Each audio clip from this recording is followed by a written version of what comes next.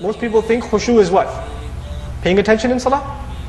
Being focused in salah? Being humble in salah? Right? Allah Azza wa Jal defines khushu for us. أَلَمْ يَأْنِ لِلَّذِينَ آمَنُوا أَن تَخْشَعَ قُلُوبُهُمْ لِذِكْرِ اللَّهِ وَمَا نَزَلَ مِنَ الْحَقِّ. Isn't it time yet for people that their hearts should be full of khushu? أَن تَخْشَعَ قُلُوبُهُمْ. Their hearts should be full of awe. They should be overpowered by the remembrance of Allah. And then Allah describes, what is the remembrance of Allah? وَمَا نَزَلَ مِنَ الْحَقِّ. And what came down from the truth. Now what came down from the truth? Qur'an. The salah is an experience where we become khashi' over the ayat of Allah. But when you don't understand what's going on in salat, and you're really trying hard to pay attention, the average sincere teenage boy or girl standing in salat, not understanding what's going on, are staring really hard at the carpet and saying they missed a stitch over here.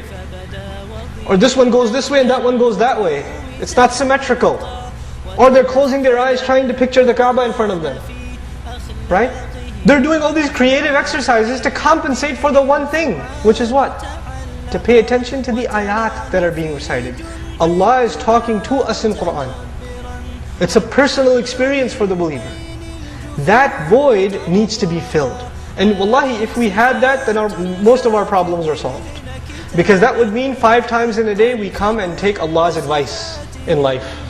That's what salah becomes. We take counsel from Allah when we stand and recite Qur'an. Instead of us reciting Qur'an, the Qur'an starts reading us, telling us what our life's like. I'll tell you one quick story about myself. I have, alhamdulillah, 4 children. But my oldest daughter, Husna, how many of you have more than one child? Okay, those of you that do can testify to this. When you have your first child, everything's awesome about them. Oh my God, a tooth! Or oh my God, they're standing. Oh my God, they said something. Even if they said, bleh. Right? It's amazing. Right? Did you record that? By the time you have your 3rd, 4th child, you're like, what's his name again? But everything about the first child is special. I'm at home, I'm making salah. And my daughter is like on the side. Okay? Now, Allah Azza wa Jall's favor on the human being, He didn't give him tunnel vision, He gave him peripheral view too. Right? So I'm making salah, but she's in my view. Okay? And for the first time in her life, she put her feet on the ground, hands on the ground, pushed off, and she's standing up for the first time. Right? This is my first child, and it's standing up for the first time, and I'm in salat. So I'm in salah, and I did this. Because it's a big deal. And it so happened, by the mercy of Allah Azza wa Jal, I was reciting Surah Al-Munafiqun to myself. And the next ayah I recited to myself was يَا أَيُّهَا الَّذِينَ آمَنُوا لَا تُلْهِكُمْ أَمْوَالُكُمْ وَلَا أَوْلَادُكُمْ عَنْ ذِكْرِ اللَّهِ وَمَنْ يَفْعَلْ ذَلِكَ فَأُولَٰئِكَ هُمُ الْخَاسِرُونَ. SubhanAllah. Those of you who have iman, don't allow your money or your kids to take you away from the remembrance of Allah. And whoever does so, those are the ultimate losers. SubhanAllah. What difference does it make when you know what you're reciting and when you don't know what you're reciting? If I don't know what I'm reciting, I go past it and I finish my salah. And if I know what I'm reciting, I forget that I have a child. My whole world starts collapsing in front of me because Allah speaks directly to my life. There's a difference. So this is probably the number 1 reason we should say Arabic is important. Now the last thing I'm going to tell you about the importance of Arabic. Last thing. The biggest obstacle between the average Muslim living in the United States and Arabic studies, the biggest obstacle is their own conviction that Arabic is hard. You and I say, I'd love to learn Arabic, brother. I just can't take 2 years off and go to Egypt or Saudi. I can't do it because I don't have that kind of time. I have a family to provide for, I have full-time commitments, I'm a mother, I'm a child, etc., etc. I can't do it. And it's difficult. I tried. I got fired up one time and I went to a conference and I bought a couple of Arabic books and I read the first 2 pages. By the time I got to the 3rd page, I came across the words subjective and indicative and prepositional phrase, and I said, Subhanakallahumma wa bihamdik, nashhadu an la ilaha illa ant, nastaghfiruka wa natubu ilayk. The book is still on the shelf, looks brand spanking new, right? Happens to a lot of us. So we have this conviction that Arabic is difficult. And when we see somebody who knows Arabic, we say, MashaAllah, that guy is so smart. Right? Like Allah made it easy for him. He didn't have to make any effort. It just came to him. But you know, when you see a painter or a calligrapher, you see how easy they make it look? You don't see the hundreds of hours they spent doing this. All you see is the final product. And you say, MashaAllah, this guy's got amazing talent. Allah blessed him. Allah blessed him after he sweat over it for years. Somebody recites Quran beautifully. Man, Allah gave him such a beautiful voice. No. The first time he recited, he couldn't get through A'udhu Billah with his shaykh for 35 times. For 2 months he was reciting Fatiha because he couldn't get it through. He stayed on it. Right? So we have to first of all shatter the idea that Quran, anything to do with Quran is difficult. Because Allah's promise is, وَلَقَدْ يَسَّرْنَا الْقُرْآنَ لِلذِّكْرِ فَهَلْ مِن مُدَّكِرٍ. Allah's own promise, without a doubt, we have already made the Quran easy for remembrance. Allah's guarantee, Quran is made easy. He didn't say He made it easy for the Arabs. He didn't say He made it easy for the people who come from Southeast Asia because they already speak Urdu and lots of words are the same, you know. He said He made it easy for everyone. He didn't put a condition on it. He made it easy. He just put one condition. You know what that one condition is? لِلذِّكْر. He made it easy if your intention for learning Quran is to remember Allah. If that's your intention, then Allah guarantees Himself that He made it easy. But then He poses a question. SubhanAllah, what a question. فَهَلْ مِن مُدَّكِرٍ. Is there anyone who consciously wants to make the effort to remember? Remember who? Remember me. He said, I made the Quran easy for remembrance. So is there anyone who wants to make dhikr? Anyone who wants to remember Allah? What does this ayah teach us? It teaches us the ultimate dhikr of Allah is what?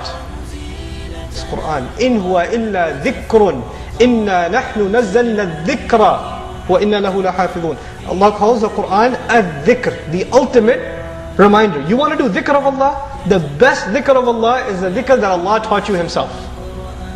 That's the word of Allah. And He says, anyone wants to come forward and make dhikr of me, I've made it easy for them. So tajweed is easy. Learning the Arabic alphabet is easy. Learning the vocabulary is easy. Learning Arabic grammar is easy. Studying tafsir is easy. Memorizing Quran is easy. All of that's easy because Allah said what? He made it easy. Millions of children around the world without photographic memory, without even knowledge of the Arabic language, memorizing Quran. Isn't that a fulfillment of His promise? He said He made it easy. SubhanAllah. He made it easy. There are people I know that were born in non-Muslim families, and they were raised completely in Western civilization. In their late 30s they took the Shahada and now they're Huffaz of Quran. Allah made it easy. They didn't, it's not their accomplishment. It is the gift of Allah for the one who wants to remember Him. This is the change in our intention, number one. Number two, the famous hadith of the Prophet ﷺ. Two hadith I'll tell you. One a little scary, the other encouragement. But I got to mix those two up. The scary one is, the Messenger of Allah ﷺ was describing the end of time, one of the signs of the last day. And he said, ذَاكَ عِنْدَ ذَهَابِ الْعِلْمِ. This will happen when knowledge disappears. When knowledge is gone, this sign will occur. What's interesting about this hadith is that in the narration, we don't know what the sign is. Because what is about to happen in this event was so shocking to the Sahaba that they forgot the sign of the hour. So what happens next? Ibn Lubayd radiallahu anhu asks the Prophet ﷺ. He says, وَكَيْفَ يَذْهَبُ الْعِلْمُ يَا رَسُولَ اللَّهِ. How will knowledge go away, O Messenger of Allah? وَنَحْنُ قَرَأْنَا الْقُرْآنِ وَنُقْرِئُ أَبْنَاءَنَا وَأَبْنَاؤُنَا يُقْرِئُونَ أَبْنَاءَهُمْ. He said, how can knowledge disappear when we have recited Quran and we make our kids recite it and our kids will make their kids recite it? Now wait a second. The Messenger of Allah ﷺ did not say Quran will disappear. What did he say? Knowledge will disappear. How does the Sahabi understand knowledge? What did he say? How can knowledge disappear while we still have Quran? When the Sahaba heard knowledge, the first thing that came to their mind was Quran. This was the fundamental education for them. The Messenger tells us ﷺ in another hadith, مَنْ أَرَادَ الْعِلْمَ فَعَلَيْهِ بِالْقُرْآنِ. Whoever wants knowledge, whoever intends to have knowledge, let him commit to the Qur'an. Let him stick to the Qur'an. This is knowledge. This hadith appears in Sahih al-Bukhari. But anyway, the hadith of Ibn Lubayt, when he said, how can knowledge disappear? The messenger got so angry.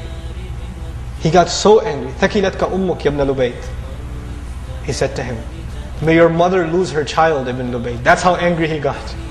Sallallahu alayhi wa sallam. And then you know what he said? أَوَلَيْسَ هَذِهِ الْيَهُودُ وَالنَّصَارَى بِأَيْدِيهِمُ التَّوْرَاةُ وَالْإِنْجِيلُ لَا يَنْتَفِعُونَ مِنْهُمَا مِنْ شَيْءٍ. Don't you see these Yahud? And don't you see these Nasara, these Jews and these Christians? Right in front of their hands, what do they have? Tawrat and Injil. And they benefit nothing from them? Don't you see them? So he described a time that's coming when knowledge will disappear. Quran is still here. Like the Jews still have the Bible and they have the Old Testament. But even the parts that they haven't corrupted, they don't even follow those parts. Instead of even complaining, oh, they changed the book. The parts they didn't change, they're not being followed either. Right? The Muslim has the book of Allah in front of him. He has the halal and the haram and the fard and the ibadat all in front of him. Well, is he benefiting from it? No, by and large, no. So this is a scary thing. والدمع من بين